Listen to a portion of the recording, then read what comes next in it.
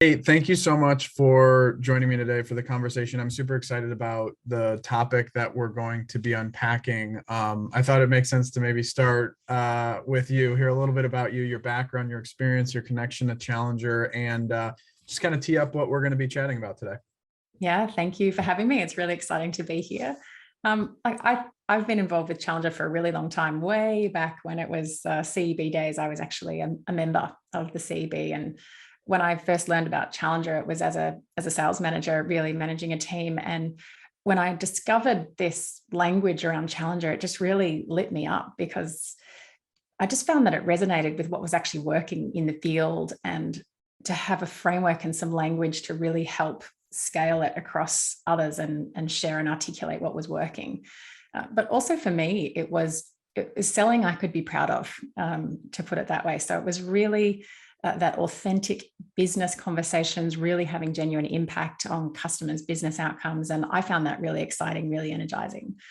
So that's when I kind of got the Challenger bug and actually became a Challenger advisor back in 2013, I think, and have been working with your clients all around the world in all different industries, which has been a fantastic learning opportunity for me to learn so much about their businesses and sharing their learning journey as they adopt Challenger and embed Challenger. And now I'm an executive coach. I still work with Challenger, advising clients around the world, and am a founder of a game-based learning company called Wyda. Excellent. Yeah, I think that maybe the work you started doing in live classrooms in 2013, in the last couple of years, it's been a little bit more virtual, but it's been Yes. back up again, and we've definitely got lots of live sessions going on in addition to the virtual. But I'm sure you're looking forward to getting back out in the physical classroom as much as possible moving Oh forward. yeah, I miss that energy of seeing participants, really work through this. So I'm looking forward to the more live sessions. Yeah, excellent. So what's Wida game all about, real quick? And I guess I'm curious, like how does what you're doing there related to the topic that we want to dive in today, on helping sellers with business acumen? Yeah, I mean, so Wyda is a game-based learning company that we've created to create an immersive learning experience. But really, it's about helping business professionals to learn some business savvy, but also empathy around the business Mhm. world, so that they can actually have better relevance, better context for their clients, and have better impact. And it really came out of my work with sales teams around the world as they're trying to adopt skills like insight, that if they didn't have a really strong foundational base of this business acumen, they kind of found it like they had to do a double lift. They had to learn Challenger and they had to learn Right. business acumen to be really effective at scale. Yeah. Well, I'm particularly excited about this conversation at this particular time of the year because, as we were just talking about before we jumped down the line here, right? Like, um, we still have time to impact sales training and enablement plans for 2022. Like, those Yeah. conversations are happening right now. Budgets are being set. It's mid-November here. So if you're on a calendar fiscal year, you're preparing for that big sales kickoff or that national sales meeting, that global sales meeting in Q1, and whether live or virtual or hybrid, like something's going to happen there in the name of training. But then Mm. bigger picture, thinking through what's happening through the balance of the year to reinforce and sustain and ultimately activate all that knowledge that we're hopefully going to be imparting on folks in Q1. I think this is a good time to have a conversation about business acumen, assuming that there's still time to inflect and impact the way people think about putting their plans together. Mm. So good time now to sort of bring something to light, bring to light a topic or a central theme in this idea of business acumen or business savvy for sales professionals that I think often goes overlooked, but it shouldn't, right? Yeah. It's assumed that someone who goes into B2B sales sort of, what do they come out of college, or you have what you need to be successful in going and trying to sell something to someone. But Right. when I think of things that I think the pandemic itself across the last 2 years has really exposed across sales organizations globally, and there are many. One of those things, though, I think is just business acumen, business savvy, the ability to Mm. speak to how businesses operate in sales conversations with prospects and customers. Would you agree with that? And ultimately, what are you observing lately? Absolutely. I mean, I think that it was always there, this need to have this business savvy. But I think what the pandemic did is, well, a couple of things. Moving to virtual really took away sellers' ability to mask that lack of confidence in business acumen through just relationships. They were having more time-intensive relationships where they're able to absorb and ask questions, and they had that luxury. But when we had to shift to not just to virtual, but more about the buyers being very time poor, very stressed themselves, trying to pivot their own business, sellers really found they had less time to very crisply articulate what they could see was going on in the client's industry and how you're relevant to that. And if you can't articulate that, you're not getting any time in pandemic business conditions. There's just too much volatility. And I think that's the other change, is the amount of volatility that was introduced into businesses meant that sellers couldn't rely on the same use cases, the same playbooks that had worked for them or worked for others, and just kind of repeating that in a new context. These were unprecedented things going on in business. You had to really be able to use your judgment in the moment and listen and observe and think about it. So it leveled up the requirement to have business acumen and really understand what's going on in your client's world. Absolutely. Well, and I think, a couple points that we might want to touch on just in terms of the need. And you're hitting on a point here as we talk about the requirement of customers for sellers to actually level up in their ability to deliver value in a conversation. Mm-hmm. I think when we touch on implementation of Challenger, for example, let's talk about the world that we're familiar with. I think one of the biggest overlooked barriers to adoption that I've seen in my years helping organizations roll out and implement Challenger is that seller confidence in the ability to deliver commercial insight, the ability to go in and effectively teach somebody something new about their business, but not purporting to be an expert, but rather just being sort of well-versed in the inner workings of that particular organization, what they care about, the people involved. The obvious barriers, of course, insight, no commitment to coaching from managers, no central ownership of the message that's being developed in that organization and deployed to the individuals. Like all of these things lead to that lack of confidence. But I believe that at its core, sellers' inability to walk in and feel comfortable with the subject matter that they're speaking to is probably one of the biggest barriers of all. Absolutely. I could not agree more. And, really everybody needs to be able to have this. We've definitely see that, most organizations will have some top performers who already do this. And I think because of historical experiences, organizations have just assumed that there is that solid base of business acumen, and you can bolt on, higher order skills to be able to execute that at scale. But we know that that's a false assumption that people have that strong base of business savvy. But having said that, business acumen is very learnable. It's really intimidating for people who expect it to be really boring and dry, or to be like, I'm not good at numbers, or I didn't go to business school for a reason, and they have all these mental barriers up around it. But it really is just about that confidence. So, we come in and we say to people, you need to go and be having business conversations with your customers about the impact in their business and the cost of inaction and, all these things that are going on, talking to multiple stakeholders. We can equip them all day long with scripted insights, but if they don't have that confidence, they don't have that conversation, or they don't have it with the right stakeholders, because ultimately that customer is going to answer your question. You can't predict how they're going to answer it. And so it holds people back to not really ask the very powerful questions. They want to ask a question they feel safe asking, that they can control the answer to. And then we take all the power out of something like Challenger, which is really an open and dynamic and tension-oriented conversation. So without the confidence, what we see is sellers not be brave enough to expand with those really open questions and expand beyond that one stakeholder into a broader set of diverse stakeholders who will have a different point of view and a different perspective. So, they're constraining impact by doing that. So we're talking a lot about why it's so important in the conversation that individual contributors, that reps, that sellers have with customers. the fact that it, just a solid base of business acumen builds confidence in your ability to go in and, again, leverage an approach like challenge or leverage an insight-led approach. Thinking through how sales leaders, or, whether you're a challenger practitioner, you are leading a sales organization that you believe it, hey, we're a challenger shop, or otherwise, any other methodology or process or strategy. How do we think about developing stronger business acumen across the front lines in our organizations? What are some tips?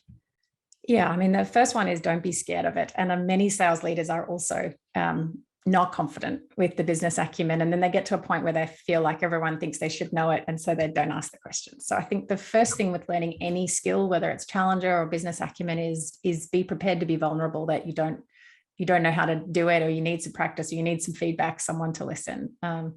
And think about ways that you can create the learning together. So you want to be role modeling business curiosity at this point as a leader, and coaching your people. And I'm a big advocate of coaching people as a way to activate learning and embed and build in sustainable skills.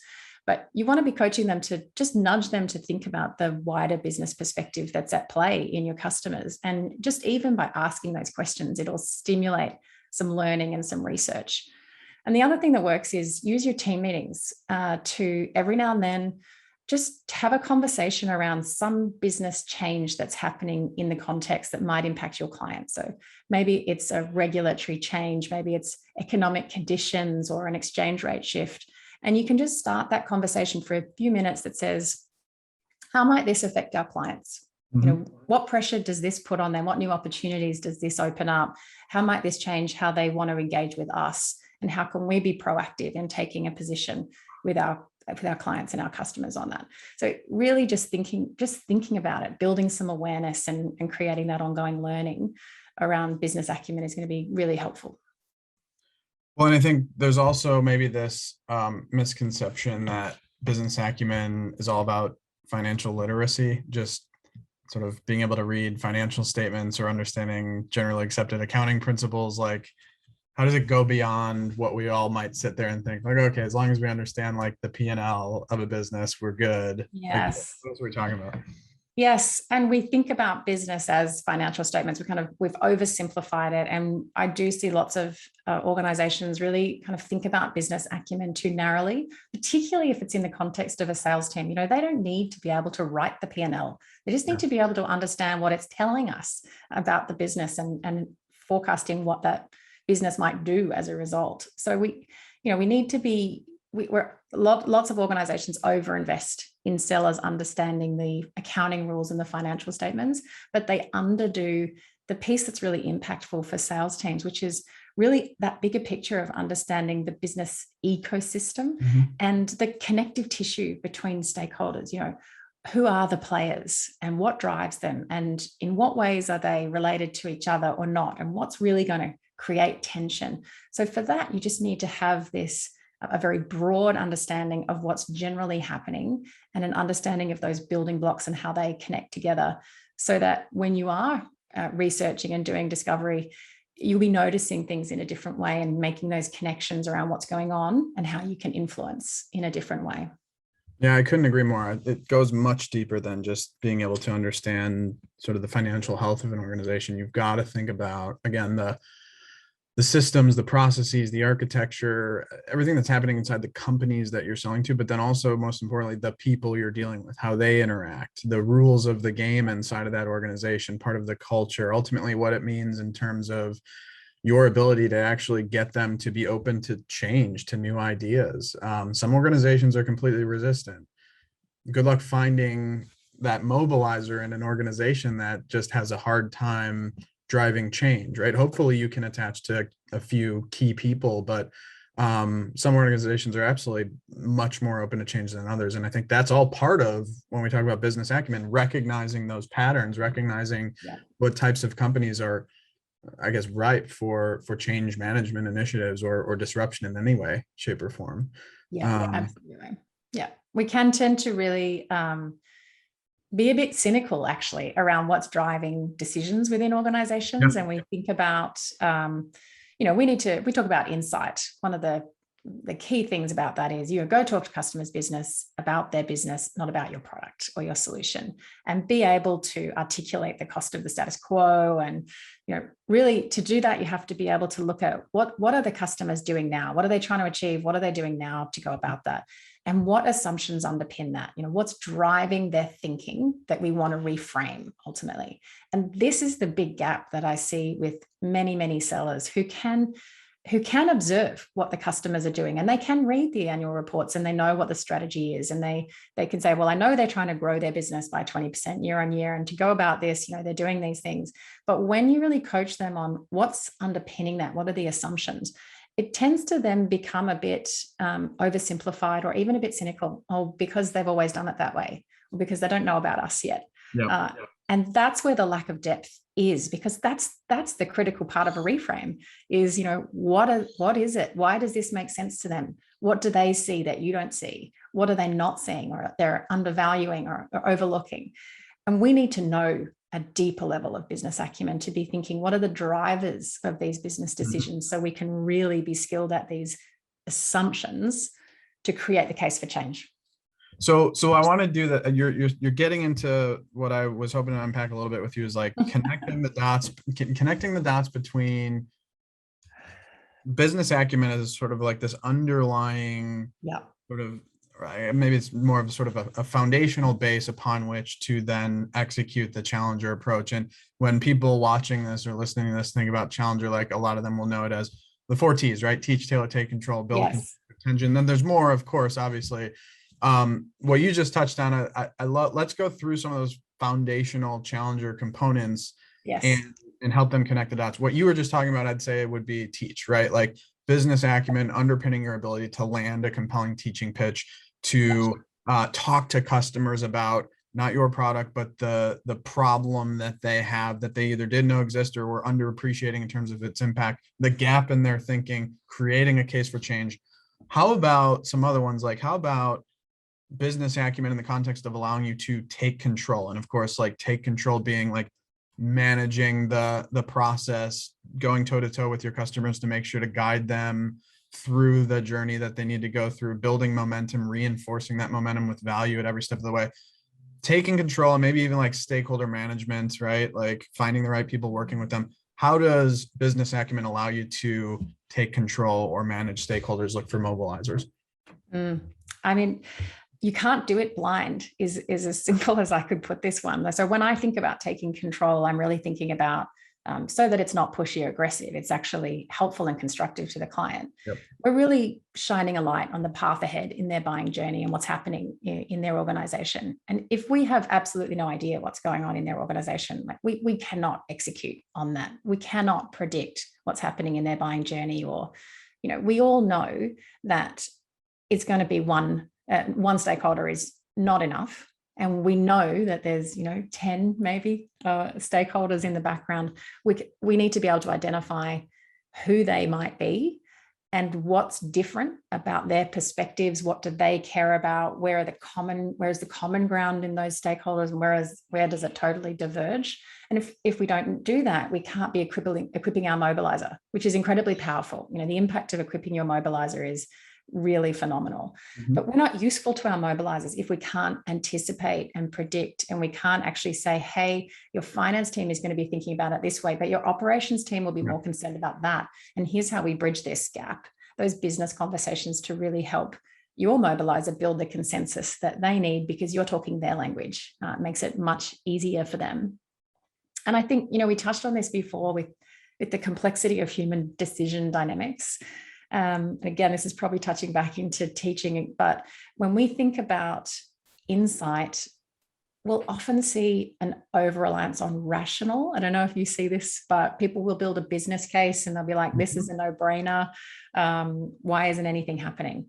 And it's because we've oversimplified the human side of a decision, and it's rational and emotional, or human. And we've got to be able to really understand what is at play in between these stakeholders, what's at stake for them with this type of decision. So for us, taking control and managing those stakeholders, we've actually got to have a really high level of empathy to think about, from their perspective, what do they see? Why does this make sense to them? How are they impacting each other? And I think that the final thing I would say is just context. So your own research would say we get as sellers a very small slice of time with buying teams, very small, in order to make an impact for them, and to be able to get them to use the rest of that time for us by equipping them to do it. But it means that we've actually got to have that context and that empathy to recognize that we're a very small part of a bigger puzzle. And if the more we have a view of what that context is, the more impactful we're able to be in those very small amounts of time. And so that's really being literate in things like cost and risk and growth, so that they can take away our messages and relay them in the organization in the conversations we're not in. Well, that was really impressive. I think you successfully hit on all 4 T's and mobilizer there, right? Teaching, Yeah. tailoring as a component of, I think tailoring is, to me, it's sort of part and parcel with like the conversation around decision dynamics or just stakeholder management in the context of like CFO cares about something very different than the COO, right? Like, not to mention like, hey, when you have a conversation with procurement after you've convinced all of your business buyers that there's value here, how do you have that completely different conversation with procurement, who actually doesn't care what your product or solution does? They're just trying to extract value as much as possible. They're incented on lowering the price. And so like, how do you maintain that? I mean, I think that's a good point. It's one of the things that I love so much about Challenger is, you know, we talk about these 4 T's separately and we pull them out separately to learn them. Yeah. But really in the real world, they are so closely fused together in operation that you can't really be doing one without the other. It's just, they're all together in execution sense. Absolutely. Well, and then one more thing, I want to hit on one more and get your perspective on this one, because we've been talking about this actually in this Winning the Challenger Sales series for 2 years now, like as we go deep sort of tactically into these sales process execution ideas, these moments, these activities that matter across a given sales cycle. It always actually ends up coming, the conversation that Jen and I have always ends up coming back to like, it's all in the research and the preparation. It's actually all in what you do before you show up in that moment. Like Challenger really at the end of the day is 90% preparation and 10% perspiration. Like what happens in that meeting. The degree to which you do your work beforehand allows you to be successful. But how do you think about research preparation, like whether you're leading into a discovery call or a demo or whatever, in terms of like the importance of business acumen guiding that research?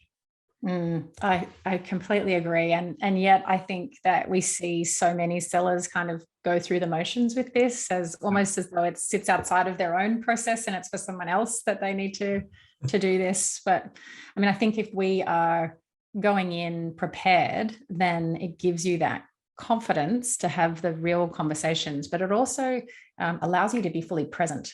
So you don't need to be looking at your notes. You're not trying to manage a script. You've done the work up front. You understand the lay of the land and you have a point of view that you want to be able to share. You can just have a conversation now. And that's going to build a lot more trust and a lot more credibility and a rich relationship with that customer if you can be in that mindset. But I think, you know, sellers go through the motions because they feel like it's a lot of time invested for not much benefit. And they're not getting much benefit because they don't know what to look for. And they don't really know how to interpret what they're reading, what they're discovering. So we need to actually help sellers think about discovery and research in a different way, that it will actually help you spark new ideas and find new angles and build your credibility. And when we can draw those lines and say, this is what you're looking for, this is what it means, these are the things that would really create a new opportunity for you or put your opportunity at risk. This is how we're going to reveal different stakeholders and what's at play here. Then I think they'll engage more fully and get a lot more out of it through the exercise. Excellent. Now I want to spend just a minute or two getting as tactical and practical as we can here. So this is probably the hardest question, right? Like, how can sales leaders help their teams build this business acumen muscle? Practical tips, tactical advice. I mean, are there exercises or different types of like practice sessions you can, or assignments that you can put in front of your teams? Like how might a sales leader listening in incorporate this into their 2022 planning? Coach. So we always need to get to that rhythm of coaching between a manager and a seller that goes on in context. It's always going to be more powerful when we're thinking about this in context of that seller's opportunity, and then asked questions, why is that happening? What's driving that? Where have we seen this before? What might that mean? So a lot of that coaching, we don't have to all go and do an MBA to be able to learn business acumen, although it is amazing if you have the opportunity to do that. It tends not to be that way at scale for a lot of people. So we have to think about how we get a bit scrappy about learning what's going on. And it is just learning in the real world around us. It is all there around us if we just tune into that. So I think I mentioned before, use some of your team meetings to start coaching conversations around what is contextual and how does that affect your clients. So always linking it to, what does this mean? The so what for my clients? Yep. And then now what? Like, what do I want to do with this information to be in their buying cycle early and having proactive business conversations about that? And I think you will always be learning in this space, but start by getting a really good handle on the fundamentals in a structured way, and that's what we've built at Wyda, a structured way to be able to learn that.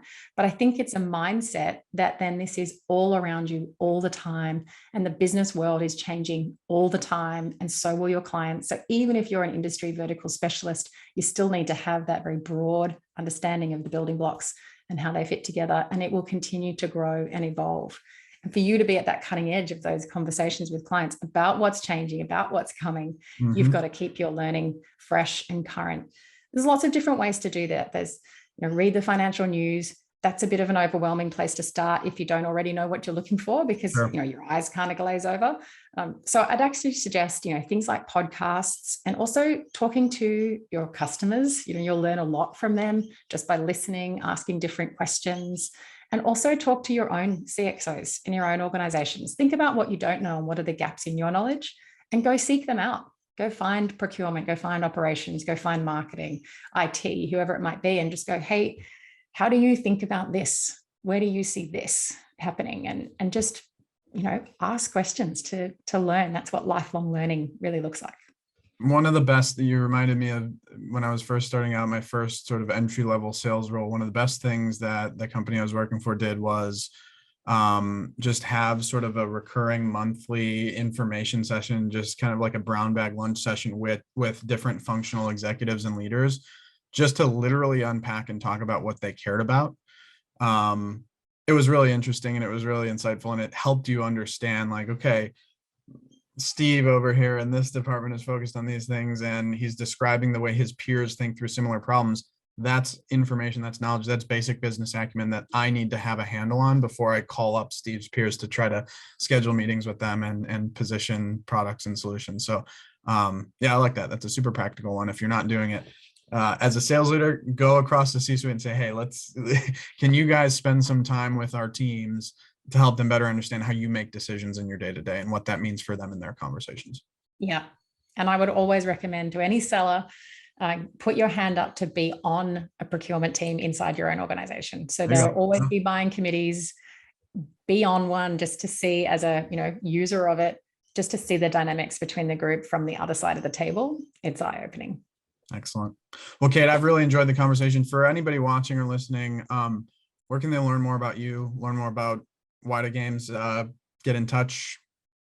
Yeah, head to our website, wydagame.com. So that's WYDA.com. Excellent. Well, thanks so much. Thanks for listening, everyone.